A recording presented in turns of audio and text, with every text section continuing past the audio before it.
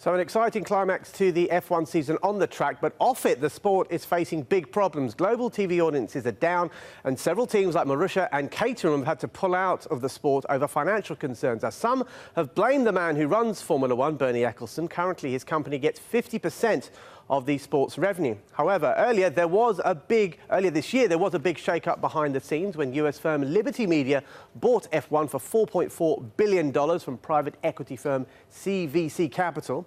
Official figures show that F1 have lost a third of their global viewership since 2008 at around 200 million viewers. And as well as Formula One teams, several circuits are pulling out of the sport. Malaysia announced last week that they will stop hosting a race after their agreement expires in 2018. And Singapore is rumoured to be following suit. And the Hockenheim circuit have also withdrawn from next year's German Grand Prix due to economic uncertainty. Well, for more on this, I'm joined by Dr. Paolo Aversa, an expert in F1 business from City University in London. Dr. Aversa, smaller teams are being squeezed out of the sport, TV audiences are going down, and much of this is being blamed on Bernie Ecclestone and his stewardship of F1. Is that fair? Well, I think we have to acknowledge that there wouldn't be a Formula One industry without Mr. Ecclestone's work. But on the other hand, the current governance gives an equal share of revenues, and this squeezed out smaller teams that unfortunately cannot really keep up with competition and with the increasing costs of the sport. Yeah, and there are complaints that too much money goes to the bigger teams like Mercedes, and as a result, they dominate the sport, as we've seen.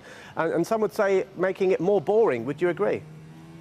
Well, to a certain extent, yes. This is a sport where the winners get more money, and by having more money, they can develop better technology.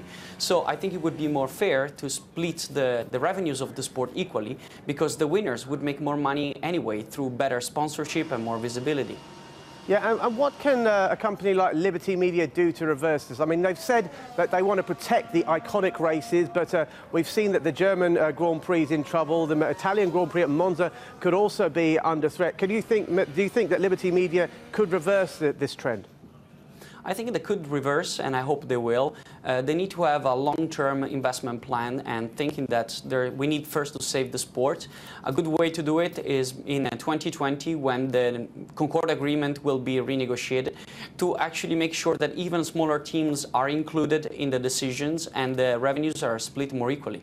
Yeah, one thing they've also said they're going to do, they want to expand the Formula One calendar to as many as maybe 21 races. Do you think that's a good way to go? Do you think that's going to make the sport more competitive? Not necessarily. Already having teams traveling for so many weeks is incredibly expensive. Small teams are struggling to keep up with this kind of costs, and basically I think we are hitting the ceiling of the maximum number of Grand Prix.